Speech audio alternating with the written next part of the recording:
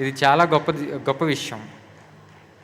ఎన్ని జన్మల తపశ్శక్తి ధారపోస్తాడు ఆ మహానుభావుడు గానీ, ఇంత విప్లవం అనేది సాగింది. ఆహ్, క్రైమ్ రేట్ కూడా చాలా పడిపోయి ఉంటుంది. ఈ పిరమిడ్ మెడిటేషన్, ఈ విప్లవం వల్ల. ఎందుకంటే ఎవరికీ క్రైమ్ అనే థాట్ రాకుండా అందరిని కూడా ధ్యానం వైపుగా మళ్ళిస్తున్నారు మీరంతా.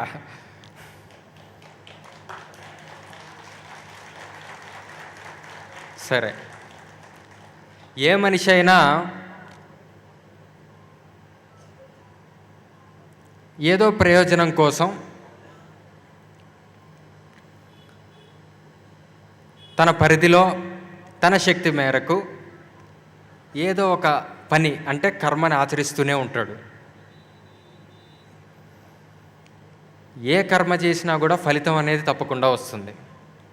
ఒక్కొక్కసారి ఆ ఫలితం అనేది తాను అనుకున్న ప్రయోజనానికి అనుకూలంగా రావచ్చు.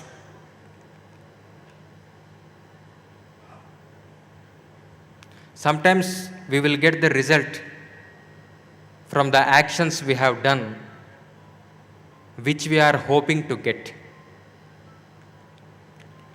ఒక్కొక్కసారి ఫలితం అనేది మనం చేస్తున్న కర్మలకి, మనం ఆశించిన ప్రయోజనాలకి అనుకూలంగా అందకపోవచ్చు.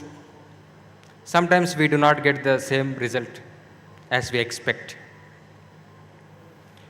మరి తాను ఆశించిన ఫలితాన్ని పొందుతున్నాడన్న ఆనందంతోనో, ఆశించిన ఫలితాన్ని పొందట్లేదనే దుఃఖంతోనో ఏ మనిషి కూడా ఇక మీదట పనులు మానేసి కూర్చోడు. ఎందుకనంటే కర్మ చేయకపోతే జీవనం సాగదు, దేహయాత్ర సాగదు కాబట్టి.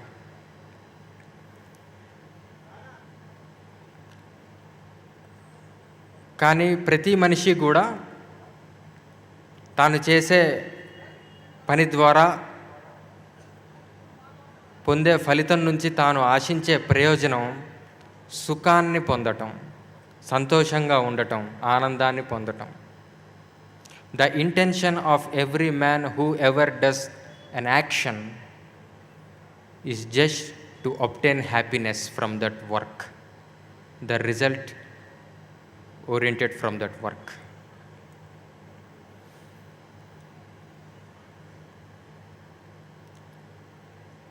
కానీ మన అనుభవం అందుకు భిన్నంగా ఉంది. దుఃఖం కూడా మనకు వస్తూనే ఉంది.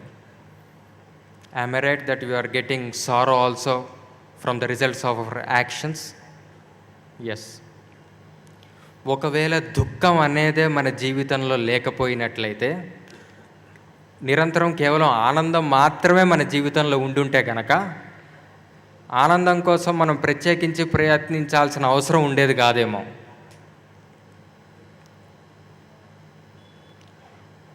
మరొక విధంగా పంచదారకి తీపిలాగా, like a sweet in the sugar which cannot be removed by any means. పంచదారకి తీపిని మనం నిర్మూలించలేము, ఎందుకంటే దాని స్వభావ లక్షణం అది. అలా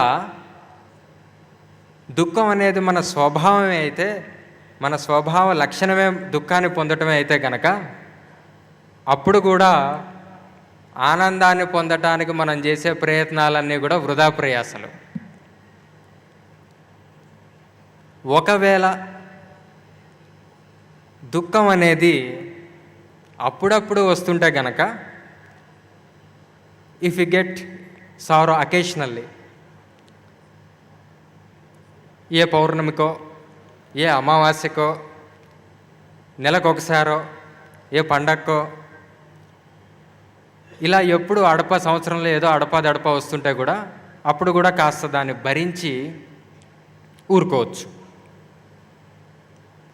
కానీ మన అనుభవంలో తెలిసే సత్యం ఏంటంటే, దుఃఖం ఎప్పుడూ కూడా అనేక రూపాల్లో, అనేక కారణాల ద్వారా నిత్యం నిరంతరం మనల్ని స్పర్శిస్తూనే ఉంది. We're experiencing sorrow every day. That is in our experience.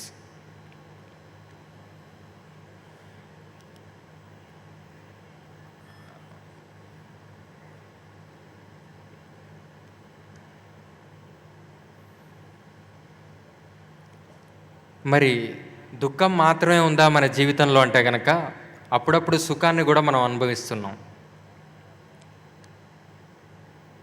It is not that we are experiencing only sorrow in this life, occasionally we are experiencing happiness also.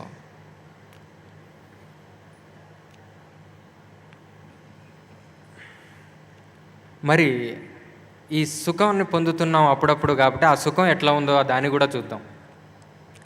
మనం సుఖాన్ని పొందుదామని ఒక వస్తువుని ఆశించి ఆ వస్తువుకు సంపాదించుకోవాలని ఎంతో కష్టపడి ఎంతో ప్రయాస చేసి ప్రయత్న లోపం లేకుండా కర్మ చేసి తద్వారా ఒక వస్తువుని పొందామని అనుకుందాం.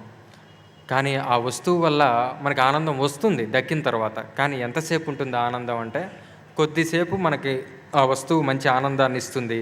కాలక్రమేణా ఆ వస్తువు మనకి అప్పుడిచ్చిన ఆనందం కాలక్రమేణా ఆ ఆనందం అనేది తగ్గుతూ వస్తుంది.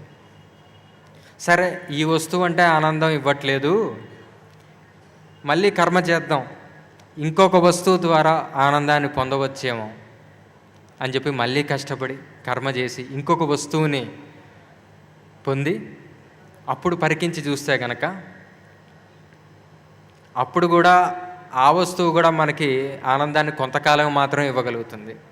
ఇలా ప్రపంచంలో బయట ప్రపంచంలో ఏ వస్తువైనా మనం పొందే ఆనందం తాత్కాలిక సుఖమే తప్ప శాశ్వత ఆనందాన్ని మాత్రం మనం పొందలేకపోతున్నాం.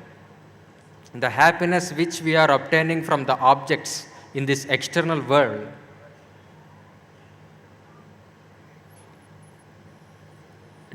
Is not remaining eternal. It is living very short life.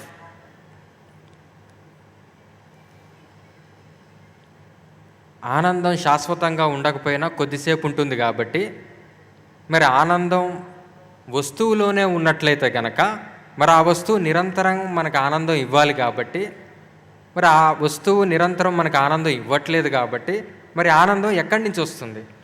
ఆనందం వస్తువు నుంచే వచ్చేటట్లయితే కనుక ఎప్పుడూ అది ఆనందం ఇస్తూనే ఉండాలి. కానీ అట్లా మనకు జరగట్లేదు కాబట్టి కంక్లూషన్, ఆనందం వస్తువు నుంచి రావట్లేదు, ఆనందం అనేది మనలోంచి వస్తుంది. మనలోంచి ఆ వస్తువు మీద మనం ప్రతిభాస చేస్తున్నాం. The happiness which we are experiencing from an object is not from that object. That is a reflected happiness which is coming from our own self, and it has been reflected upon that object.